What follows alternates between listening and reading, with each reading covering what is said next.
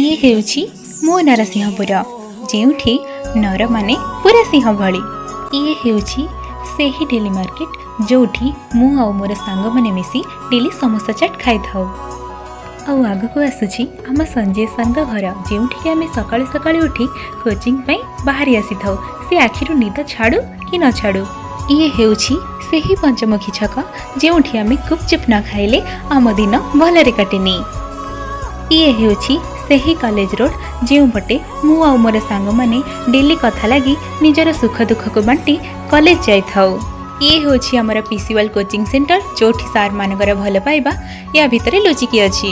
And finally ଇଏ ହେଉଛି ମୋର ସେହି 5 ବର୍ଷର ବିତେଇକି ଯାଇଥିବା କଲେଜ, ଯାହାର ସ୍ମୃତି ସବୁ ଆଜି ମୁଁ ମୋର ଆଖି ସାମ୍ନାରେ ମନେ ପକାଉଛି। ଇଏ ହେଉଛି ସେହି ବିଶ୍ୱନାଥ ମନ୍ଦିର, ଯେଉଁଠି ମୁଁ ଆଉ ମୋର ସାଙ୍ଗମାନେ ଆମ ମାନସିକ ପୁରା କରିଥାଉ। ଶେଷରେ ଏହି ରହୁଛି ଚକାଡୋଳା ଶ୍ରୀ ଜଗନ୍ନାଥଙ୍କର ମନ୍ଦିର।